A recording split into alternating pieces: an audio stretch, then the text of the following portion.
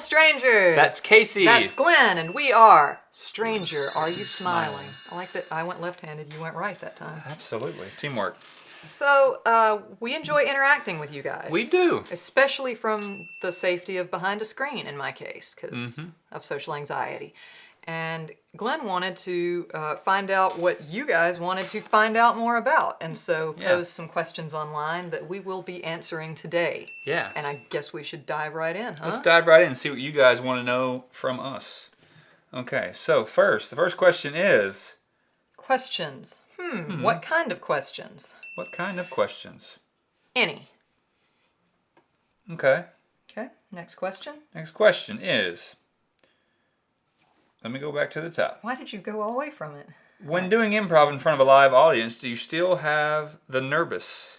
If so, how would you rate the nervous on a scale of 1 to 10, 10 being max nervous? Oh, and that's going to be the sequel to Max Peril, is Max Nervous. Max nervous. That's a filmmaker that asked it, and you should watch Max Peril. It's good. You should. I would say, yes, I do still get nervous, because... The only times really that I have not gotten nervous about performances is if I really don't care about them, which is pretty rare. But not very. Like, just maybe on about a 4 or a 5. Okay. Like I hope not only that I do a good job, but that it is something that people can understand and enjoy, and it brings them some joy too, basically. I mean, I guess to an extent I always get nervous that it's good, because I want it to be a fun experience for everyone, including us. But when we're doing lots of improv, I don't get too nervous about the stage. Like, it's, especially when we're doing them one a week, that I didn't really, we were in a groove, so it just felt like you were in practice, I guess. Now, if we go a long time without doing a show, then yes, I will get nervous, especially if it's for like our peers of other improvisers. Next question. Toilet paper, over or under? Over or under? I feel like this should have been a little more specific, Ewing, because I'm assuming you mean like on the roll. And not like when TPing a house or something. But I guess we can do both. Let's do both. So, in the restroom, I'm going to go with over. Where? Yeah. Okay. It's closer to your hand. Probably leads to using extra toilet paper. It's like I think that over is the correct way to do it. In my case, the answer is back of the toilet tank. Makes sense. Which is especially shameful because I do have a toilet paper roll. It is right next to my toilet. It's probably like easier to get to than the back of the toilet. Not really. Do one of these. I don't do that over. But you should. My back hurts all the time, by the way. So, and if you're rolling a yard, also you probably would hold it and throw it. I think the answer would also be over. I didn't roll yards, so I can't comment on that. Next one. Barrett says, how many licks does it take to get to the center of a Tootsie Roll Tootsie Pop? And obviously the correct answer is... a 1, a 2, a 3. A 3. The owl is correct. You don't lick till you get to the center. You get as much off as you can until you can just bite through the candy and shut up and eat eat it all at once. Also, if you're not old enough, I don't know how old you need to be. They ran that commercial for 30? Like 3 decades. You have no idea what we're talking about with the owl, or maybe even a Tootsie Roll Pop. I don't know. No, they're still around. Yeah, but does anybody buy them? Also, I don't really actually lick them. I suck on them. You're just killing it, man. Yeah, you are killing it. Turned terrible. The next question says, anybody else? That was Glenn. That was me. I wrote that. Yes, the answer is yes. Yes, there are more people. Next one says, if a bunch of cats jump on top of each other, is that still called a dog pile? Yes, it is, because if a bunch of people jump on top of each other, it's still called a dog pile. So it would just be a dog pile of cats. I agree. There's your answer, Sully. Is it still illegal to park next to a fire hydrant if your car is on fire? I think if you bring the tools to like wrench the end off of the fire hydrant and douse your car, nobody's going to call you on it. You're saving taxpayer dollars that way. I don't know the legality of this, so if you want to be like our tester in the streets, let us know how it goes. We're not endorsing it though. No. But if you do it... And you won't be paid because we're not either. But if you do it, let us know and like record it. Next question. If an ambulance is on its way to save someone and it runs someone over, does it stop to help them? I mean, I'd think so, because eventually you're going to the hospital anyway, right? There's a little bit of room in those things. You can probably just pile somebody else in there. Also, like, who rides in the passenger seat?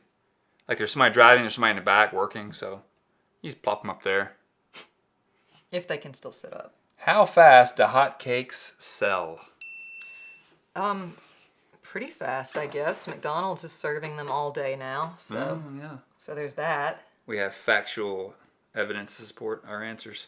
Factual backup. All right, next question comes from Stacy. Okay, first of all, Stacy delivered on that. She brought it, man. She brought a lot of questions, but Good job, we Stacey. might have to skip some just for time's sake. What are your top 3 improv moments each? Okay. Let's just say one or two of your top moments. What's that? I don't remember what the scene was about. I do remember that once I was playing this dragon who was like tricking a princess into dating him in a really gruesome way, which was by stretching the face of like a knight over his face, sort of. Did it work? Yes. Is it because Marley was playing the princess. Oh, okay, so, yeah, it wasn't natural. Yeah.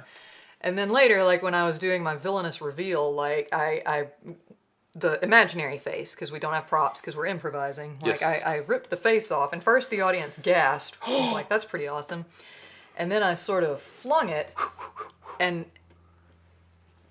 you might have even been the one that made it like spin through the air, and then Carlton like caught it in the face, and people were like, "Ew!" They believed it. And that was really like that's the best thing about improv is when you have that symbiosis between the audience and the performers. I get tongue-tied occasionally, and my brain doesn't work so good now and then. So there's been a few times where I've accidentally said something incorrectly, and it accidentally was an amazing joke, and everyone laughed hysterically, and I'm like, I meant to say that. Yeah. Like one time we were doing, as an example, we were doing a show on politics, probably when one of the other presidents was about to be elected, and we were doing debates, and I was like, I have a plan to lower taxes for both the rich and the wealthy. And everyone just laughed and laughed and laughed. And actually, I remember that now because you were kind of... I just meant to say, like, the poor and the poor, but I just said two, you know. You just said the poor and the poor. So you just did it again, but backwards. Did I really? Yes. Did you laugh? I hope so. All right, let's go to the next one. Yeah, that was not top 3. I'm sorry. Sorry. Yeah, that's okay. Worst gift you've ever received. It was a knitted poncho, and it like disintegrated on my person when I tried it on. Can you say who gave it to you? My grandmother Dillard, yes. I don't have an easy answer for that one. Do you remember the moment when you realized improv, acting, directing, writing was for you? Gosh. I made my first film in college in my senior year. It was called Open. It was very bad and very short. But Not very short. No, the extended version Okay. was sorry. longer. Go ahead. Because, as you said, the world needed more of this. Anyway, it was the first movie. So it got me started just that you could even do it. Like, this is possible. Cool. Improv, I don't know. I mean, as soon as you start getting any laughs or reactions on stage, I guess that would be pretty addictive pretty quick. Anything else? For me, like, kind of always. What... Acting in a movie with what actor would make you feel like you'd made it? Or director, if that's a more accurate measuring stick. I think we're required to say Morgan Freeman, yeah. And that would actually make my mother very happy. So if you're watching, Mr. Freeman, we're ready. We're ready. My mom really wants me to work with you. So. And Barrett again. Cool with that. I'm cool with that.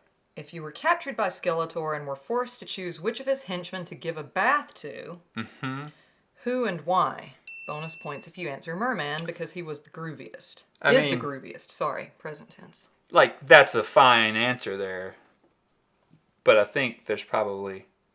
I mean, Stinkor, right? Would pretty be the obvious clear choice? Yeah, Stinkor. I don't know if they had to be featured on the cartoon, because I don't think he ever made it on the cartoon, but... I mean, I remember the toy, and it reeked. And they actually had patchouli oil in the plastic. So, like, 20 years later, they still stink. So... I sold all my He-Man to help get through college. But Glenn's going to say Merman because we want those bonus points. Merman. Anyway, thanks, guys. I hope that this helps you get to know us better. We are going to, if you heard any of the questions that you found interesting, tell us your answers give in your the answers. comments. And final thoughts? Final thoughts. Hashtags backwards. What are you doing, gosh. monster? Okay, you go first then. Gosh. Hashtag dog pile of questions, because I cannot focus on just one. I will go with hashtag, did that answer your question? All right. Please like, share, and subscribe. Keep an eye on our Facebook page for future shows and episodes. Absolutely. And thank you guys for watching. Goodbye, beautiful strangers. Yeah, no, I'm still checking on my deodorant situation, and I think things are bleak.